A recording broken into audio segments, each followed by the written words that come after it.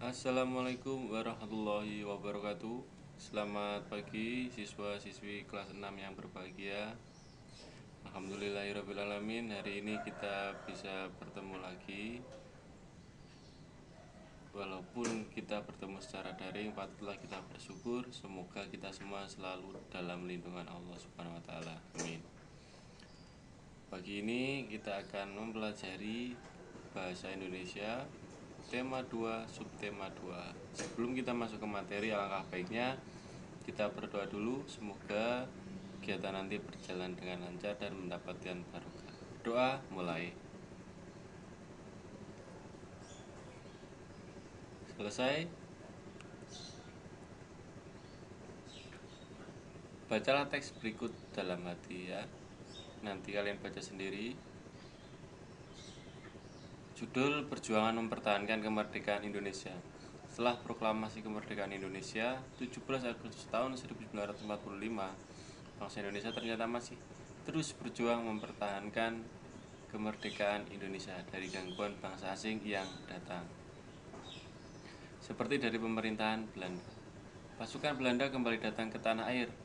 Kedatangan ini disambut dengan berbagai bentuk perlawanan oleh bangsa Indonesia. Sehingga sejak tahun 1945 sampai 1950 telah terjadi berbagai macam pertempuran di berbagai daerah antara pihak Indonesia dengan pihak Belanda yang dibantu oleh pasukan Inggris. Bagaimana perjuangan bangsa Indonesia dalam mempertahankan kemerdekaan Indonesia di berbagai daerah? Nah, yang pertama, teks bacaan ini bisa kalian baca ya. Pertempuran Surabaya pada tanggal 25 Oktober 1945, tentara sekutu yang dipimpin oleh Brigadir Jenderal Malabi tanggal 27 sampai 30 Oktober 1945 terjadi kontak senjata antara para pemuda Indonesia dengan pasukan Inggris. Dalam pertempuran ini, pasukan Inggris dapat dipukul mundur. Bahkan puncak dari pertempuran tersebut adalah terbunuhnya pemimpin pasukan Inggris,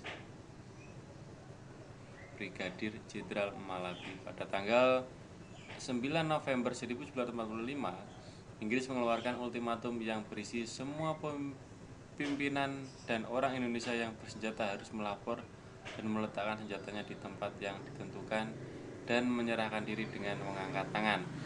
Namun, ultimatum tersebut ditolak oleh pihak Indonesia. Pada tanggal 10 November 1945, terjadi pertempuran yang sangat dahsyat. Pasukan Inggris menggempur Surabaya dari darat, laut, dan udara. Peristiwa 10 November ini diperingati sebagai Hari Pahlawan. Nah, berdasarkan teks di atas, istilah peta pikiran berikut menggunakan kalimat efektif ya. Misalkan apa? Nah, ini. Kalau yang kemarin kalian menggunakan kalimat tanya, menanyakan lalu dijawab. Nah, sekarang cukup ditulis apanya ini ya, yang memperlihatkan isi dari pertempuran Surabaya ini. Misalkan kalimat efektifnya ada, kalau kita buat kalimat tanya, apa yang terjadi pada tanggal 9 November 1945. Nah, kalian tulis Inggris mengeluarkan ultimatum yang berisi ini. Menggunakan kalimat yang efektif ya. Cukup kalimat saja dengan bantuan kata tanya apa. Sekarang pertanyaannya tidak perlu ditulis, langsung saja isi dari teks di atas ya, menggunakan kalimat tanya dengan kata tanya apa. Cukup isinya saja ditulis di sini ya. Misalkan yang lebih mudah itu di mana ya. Pertempuran Surabaya, langsung saja ditulis 10 November 1945 terjadi di Surabaya.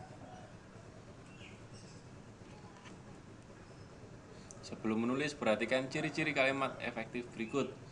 Kalimat efektif adalah kalimat yang mengandung gagasan pembicara atau penulis yang terdiri atas kata-kata yang mempunyai unsur SPOK.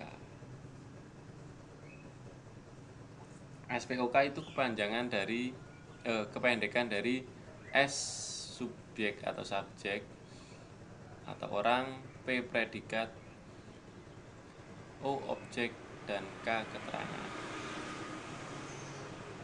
Ciri-ciri kalimat efektif: 1. Memiliki unsur penting atau pokok, minimal unsur subjek atau subjek dan predikat. Yang kedua, menggunakan struktur bahasa yang tepat. 3. Memenuhi kaidah ejaan yang berlaku. 4. Menggunakan pilihan kata atau diksi yang tepat dan sesuai dengan kebutuhan ya. Ini harus ada subjek dan predikat ini ya. Unsur pentingnya, subjek itu orang, predikat itu yang dilakukannya ya. Lanjut, bacaan pertempuran Ambarawa. Pada tanggal 20 Oktober 1945, tentara sekutu di bawah pimpinan Brigadir Battle mendarat di Semarang dengan maksud mengurus tawanan perang. Nah, selanjutnya silakan dibaca sendiri. Nah, seperti yang tadi, tugasnya membuat peta pikiran dengan menggunakan kalimat efektif. Ingat, peta pikiran ya. Jadi jadi tugasnya kalian membuat gambar seperti ini.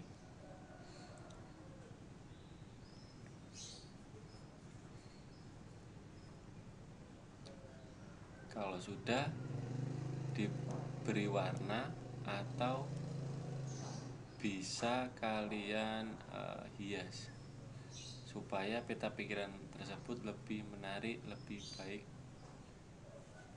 dan enak dipandang. Bukan kalian menulis satu kalimat, satu baris seperti itu ya. Tugasnya membuat peta pikiran dengan cara seperti ini bantuannya. Bisa lebih berkreasi lagi.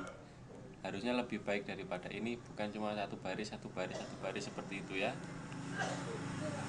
Nah, sekian, terima kasih materi hari ini. Saya ucapkan terima kasih dan mohon maaf apabila ada kalimat atau kata dari saya yang salah.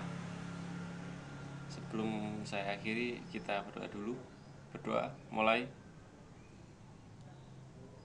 Selesai. Wassalamualaikum warahmatullahi wabarakatuh.